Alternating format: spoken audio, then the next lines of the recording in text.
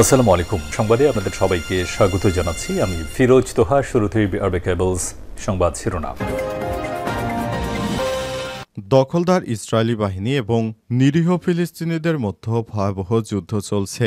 আর এই মুহূর্তে আমাদের হাতে এসছে যুদ্ধের ভয়ঙ্কর কিছু গুরুত্বপূর্ণ তাজা আপডেট সংবাদ। প্রথমেই জানাবো দাবানলের পর এবার নতুন বিপদে ইসরায়েল।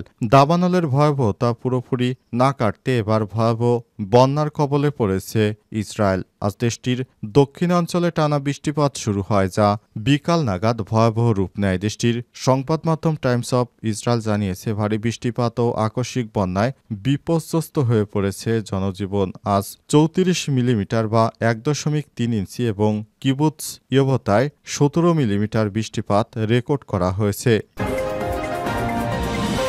এরপর জানাবো পশ্চিম তীরে দখলদার বাহিনীর নতুন তাণ্ডব। ইসরায়েলি বাহিনী অধিকৃত পশ্চিম তীরের তুলকারেম এবং নূর শামস শিবিরে ফিলিস্তিনিদের বাড়ি ভাঙা শুরু করেছে।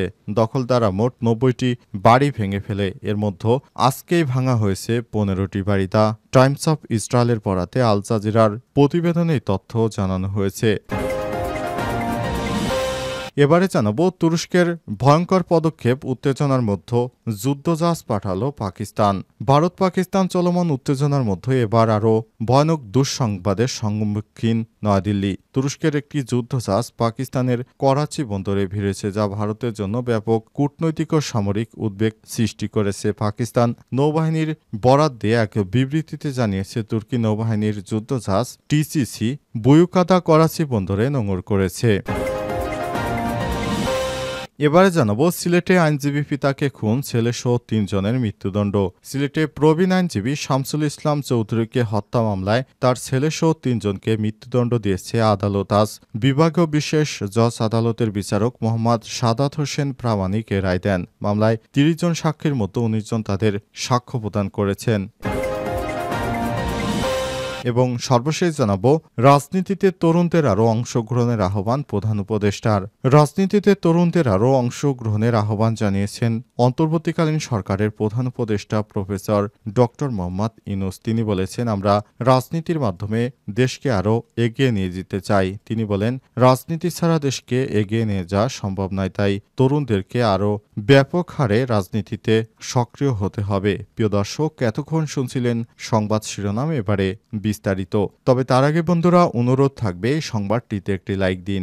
এই চ্যানেলে আপনি নতুন হয়ে থাকলে আমাদের সংবাদটি দেখতে দেখতে চ্যানেলটি সাবস্ক্রাইব করে রাখুন। কমেন্ট করে বন্ধুরা আপনার মূল্যবান মতামত জানিয়ে দিন আপনি বিশ্বের কোন দেশ থেকে বা বাংলাদেশের কোন স্থান থেকে আমাদের সংবাদটি দেখছেন এবং শুনছেন। এবারে বিস্তারিত।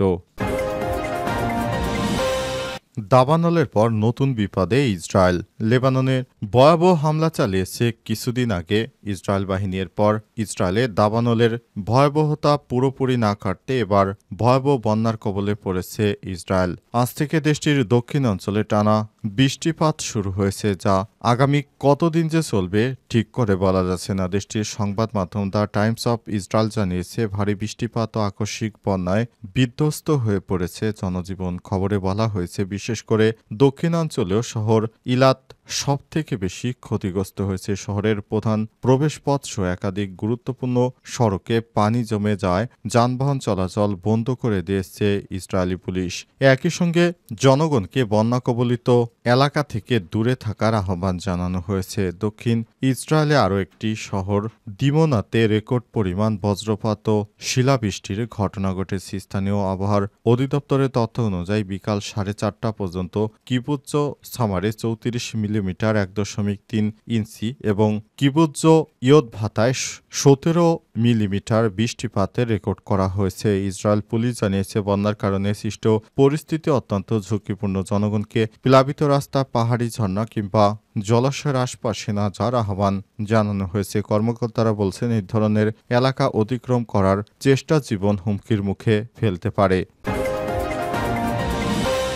পশ্চিম তীরে দখলদার বাহিনীর নতুন তাণ্ডব। ইসরায়েলি বাহিনী অধিকৃত পশ্চিম তীরের তুলকারেম এবং নূর শামস শিবিরে ফিলিস্তিনিদের বাড়ি ভাঙা শুরু করেছে। দখলদাররা মোট 90টি বাড়ি ভেঙে ফেলেছে। এর মধ্যে আজ ভাঙা হয়েছে 15টি। দ্য টাইমস অফ ইসরায়েলের আল জাজিরার প্রতিবেদনে এই তথ্য জানিয়েছে। ইসরায়েলের প্রতিরক্ষা মন্ত্রণালয় টেরিটরিজের সরকারি কার্যক্রমের সমন্বয়ের বরাত দিয়ে প্রতিবেদনে বলা হয়েছে, ফিলিস্তিনি বাসিন্দাদের তাদের জিনিসপত্র গুছিয়ে নেওয়ার জন্য মাত্র 5 ঘন্টা সময় বেঁধে দেওয়া হয়। সময় শেষ হওয়ার সঙ্গে সঙ্গেই সেখানে ধ্বংসযজ্ঞ চালাতে শুরু করে।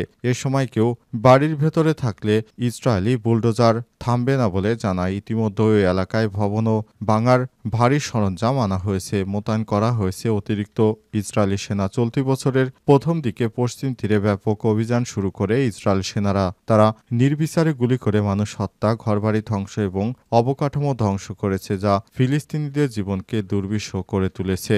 জাতিসংঘের মানবাধিকার কার্যালয়ের প্রতিবেদন অনুযায়ী ইসরায়েলি বাহিনী ফিলিস্তিনের পানি ও পানি নিষ্কাশন অবকাঠামো মারাত্মক ক্ষতি করেছে, যার ফলে স্থানীয় বাসিন্দাদের জীবন এবং স্বাস্থ্যের জন্য গুরুতর বিপদ সৃষ্টি করে। এছাড়াও জিজ্ঞাসাবাদের নামে যাকে তাকে যখন তখন ধরে নিয়ে যাচ্ছে ইসরায়েলি বাহিনী। তাদের অনেকের খোঁজ মিলছে না। ইসরায়েল দাবি করেছে কোনো সন্ত্রাসী কর্মকাণ্ড বা সন্ত্রাসবাদ পরিচালনায় যদি কারো সংশ্লিষ্টতা থাকে তবে তাদের গ্রেপ্তার করা হচ্ছে, কিন্তু বাস্তবতা ভিন্ন। দখলদার বাহিনী পশ্চিম তীর থেকে সাংবাদিক, মানবাধিকার কর্মী, স্বেচ্ছাসেবকদেরও গ্রেপ্তার অব্যাহত রাখছে।